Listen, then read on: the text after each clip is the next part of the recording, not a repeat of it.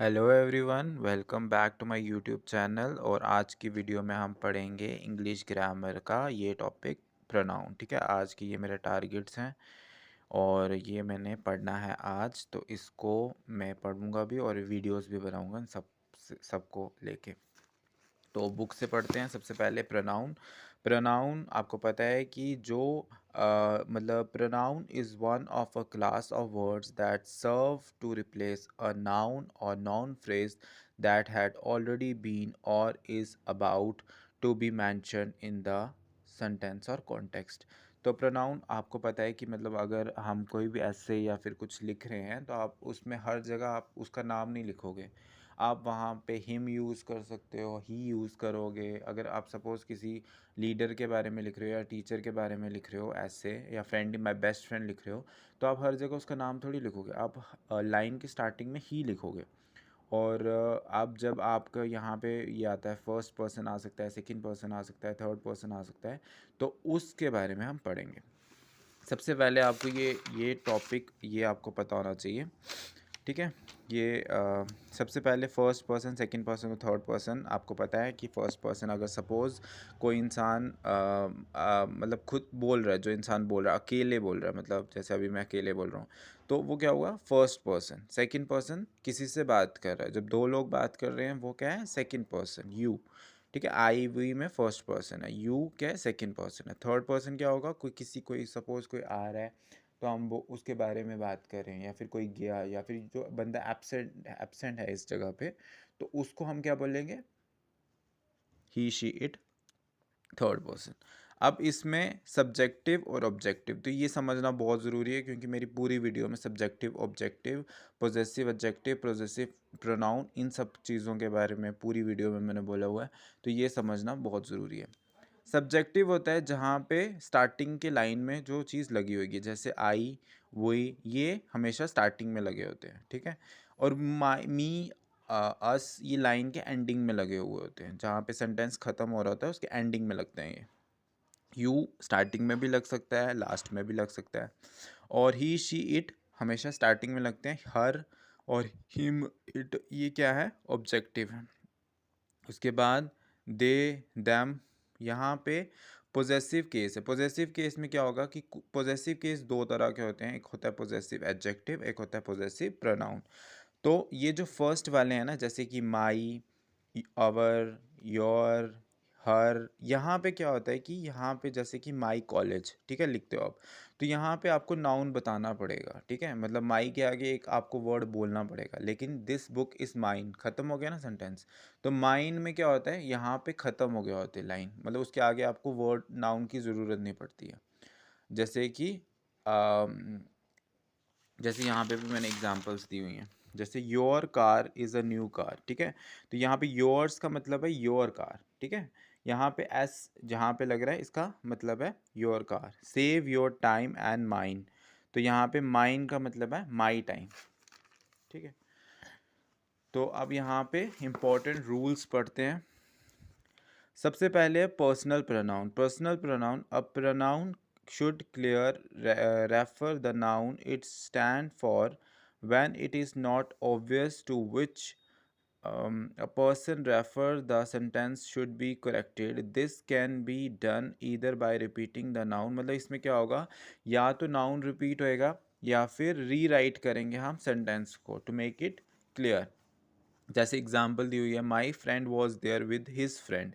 ठीक है, यहाँ पे हिज लग रहा है तो वो तो आपको समझ आ गया कि प्रोनाउन यूज़ किया हुआ है। तो यहाँ पे ही वॉज प्लेइंग हॉकी, तो ही यहाँ पे माई फ्रेंड के लिए लग रहा है। ठीक है, so my friend wearing a blue T shirt was there with his uncle. जैसे अब सेकंड चीज़ में हम क्या बोलेंगे कि अगर किसी प्रिपोजिशन लगता है प्रोनाउन में, ठीक है, ये इंपॉर्टेंट है प्रोनाउन में। अगर अ नाउन और pronoun which form part of a preposition phrase is said to be the object of the preposition. जैसे सपोज अगर कोई प्रिपोजिशन लगा हुआ है, ठीक है, जैसे कि टू और विद क्या है यहाँ पे, प्रिपोजिशन, तो प्रिपोजिशन के आगे क्या लगेगा, हिम और हर। हिम और हर क्या है, प्रोनाउन। अभी और एग्जांपल देखते हैं इसमें।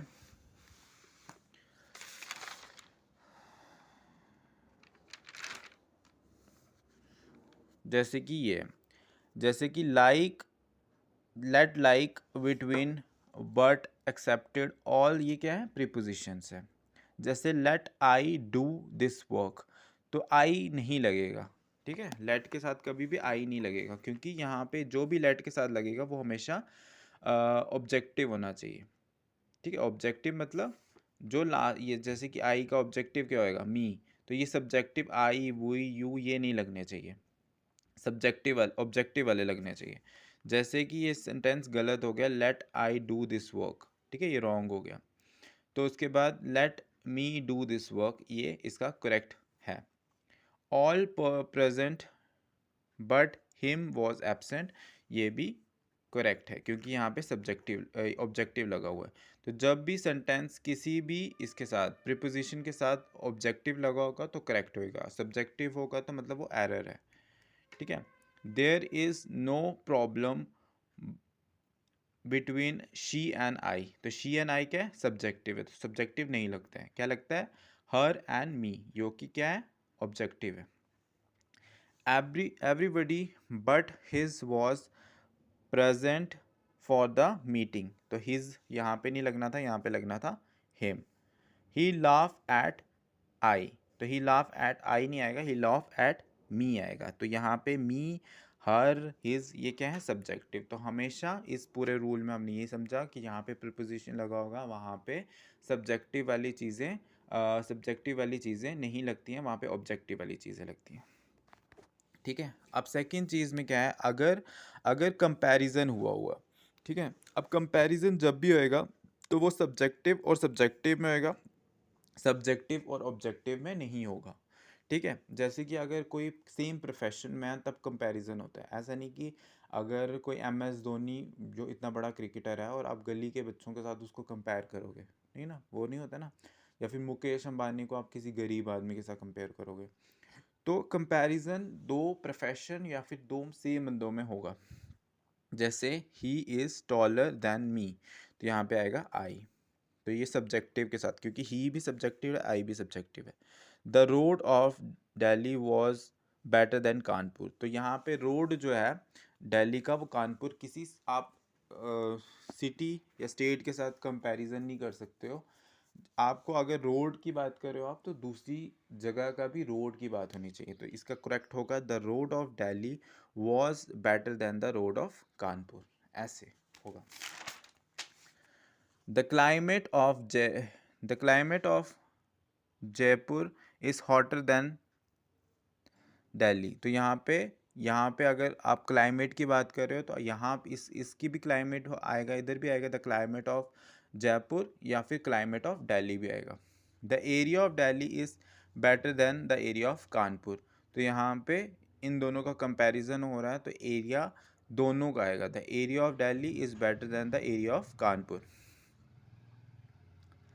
उसके बाद रूल थर्ड में क्या है, सपोज आपने जब भी इट इज़ लगा होगा, तो इट इज़ जब भी लगता है ना, वहाँ पे हमेशा कौन सा सब्जेक्ट लगता है, आई क्या है, ऑब्जेक्टिव, आई सब्जेक्टिव है, ठीक है, तो सब्जेक्टिव लगता है। जब भी इट इज़ लगेगा वहाँ पे क्या लगेगा, सब्जेक्टिव लगेगा, ही क्या है, सब्जेक्टिव है। तो it is I who am to blame, तो यहाँ पे क्या है, सब्जेक्टिव लगेगा। It was he was got the prize, तो जब भी यहाँ पे इट लगेगा, इट इज़ लगेगा, इट वॉज लगेगा, वहाँ पे सब्जेक्टिव लगेगा उसके साथ। अब जैसे क्या होता है कि यहाँ पे इसमें पोजेसिव की केस में क्या होता है कि योर्स में, यहाँ पे प्रोनाउन में क्या होता है कि एपोस्ट्रोफ एस नहीं लगता है, मतलब ये लगेगा नाउन में लग सकता है, जैसे किसी का घर है, जैसे मेरा सचिन हाउस लग जाएगा, ठीक है, एस लग सकता है ना इसमें। यहाँ पे योर्स, हर्स, इट्स नहीं लगेगा, ठीक है। योर्स हो सकता है लेकिन यहाँ पे ये साइन नहीं आएगा, एपोस्ट्रोफ एस नहीं आएगा। योर्स, हर्स हो सकता है, ये पोजेसिव प्रोनाउन है, और ये जो इट्स है ये पोजेसिव एडजेक्टिव है। अब यहाँ पे मैं दो एग्जांपल देता हूँ, यहाँ से आप समझने की कोशिश करते हैं। फर्स्ट एग्जांपल है it's a good idea to convert waste into best, ठीक है। टू मतलब यहाँ पे इट्स का मतलब है इट इज़, जहाँ पे इट इज़ लगेगा वहाँ पे हम लगा सकते हैं इट्स। लेकिन जैसे कि the baby is small yet its hair are long, तो यहाँ पे इट्स नहीं लगेगा। ठीक है, तो ये इनकरेक्ट हो जाएगा।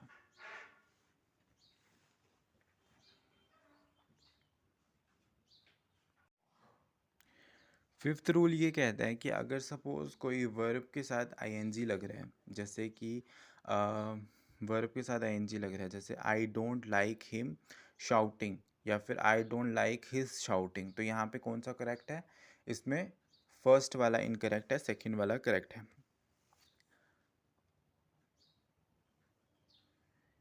क्यों?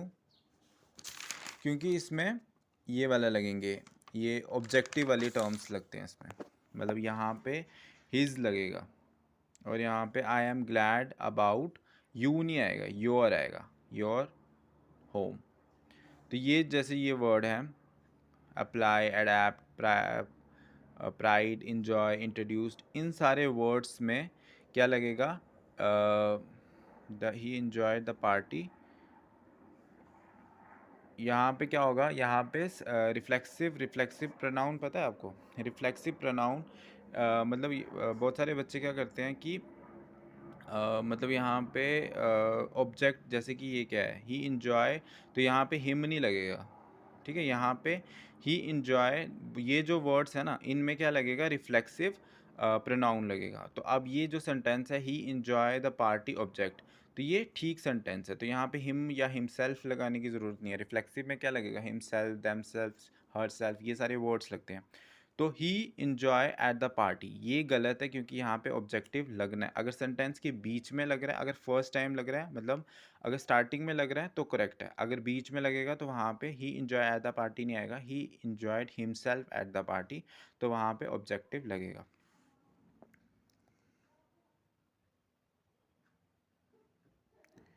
Either, neither, any, one, none, इन सब में क्या होगा?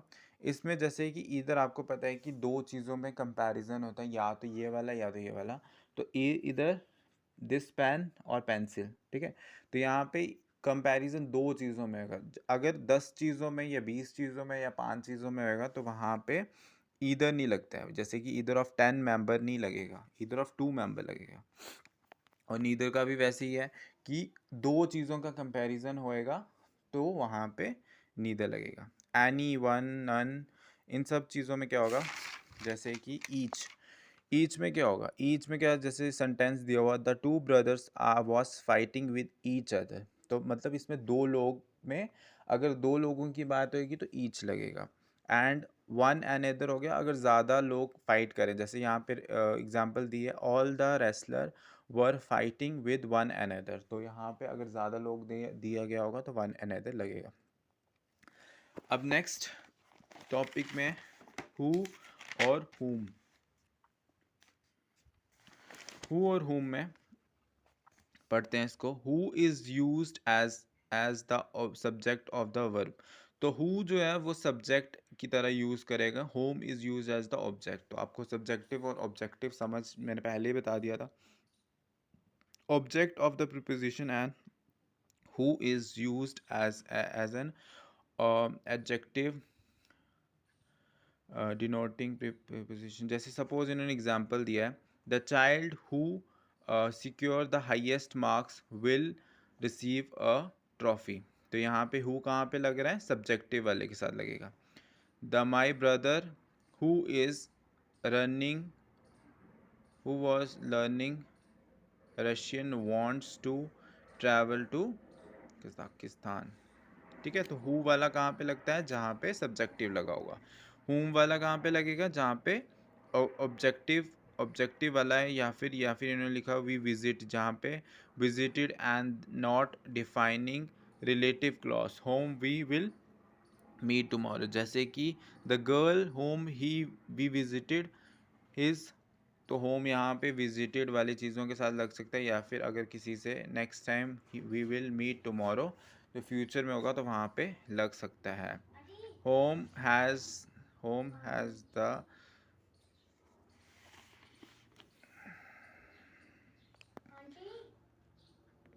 Home the doctor whom I met today was Anish brother. तो यहाँ पे आई क्या है, सब्जेक्टिव है, तो होम किसके साथ लगता है, सब्जेक्टिव वाले के साथ लगेगा। The doctor who came here was Anish brother, who किसके साथ लगेगा, तो होम लगता है सब्जेक्टिव वाले के साथ और हु लगता है सब्जेक्टिव वाले के साथ, होम लगता है ऑब्जेक्टिव वाले के साथ। अब दैट जैसे कि सुपरलेटिव डिग्री क्या होता है, सुपरलेटिव डिग्री होता है जहाँ पे 4-5 बंदे हैं तो उसमें से जो बेस्ट होएगा तो उसमें होता है सुपरलेटिव। जैसे suppose I have studied from the best teacher that lived in Delhi, तो यहाँ पे हु नहीं लगेगा, यहाँ पे लगेगा दैट, क्योंकि बेस्ट है ना, जहाँ पे सुपरलेटिव लगा होता है वहाँ पे दैट लगता है। This is the same robber who looted me, तो वहाँ पे हु नहीं लगेगा, वहाँ पे क्या लगेगा, दैट लगेगा। जहाँ पे सुपरलेटिव की बात होती है वहाँ पे दैट लगता है।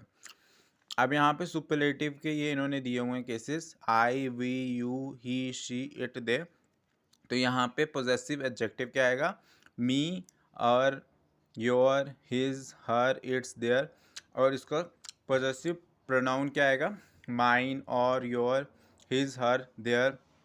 तो यहाँ पे यही चीज़ है कि जो पोजेसिव एडजेक्टिव होगा उसमें माई के साथ नाउन भी लगेगा, जो मैंने पहले बताया था, और के साथ भी नाउन लगेगा, यू के साथ भी नाउन लगेगा। लेकिन अगर वो आप पोजेसिव प्रोनाउन में लिख रहे हो तो वहाँ पे आप माइन, योर, योर्स, हिज लिख सकते हैं।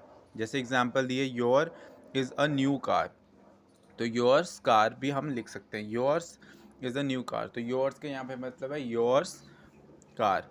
तो save your time and mind too मतलब save your time and my time,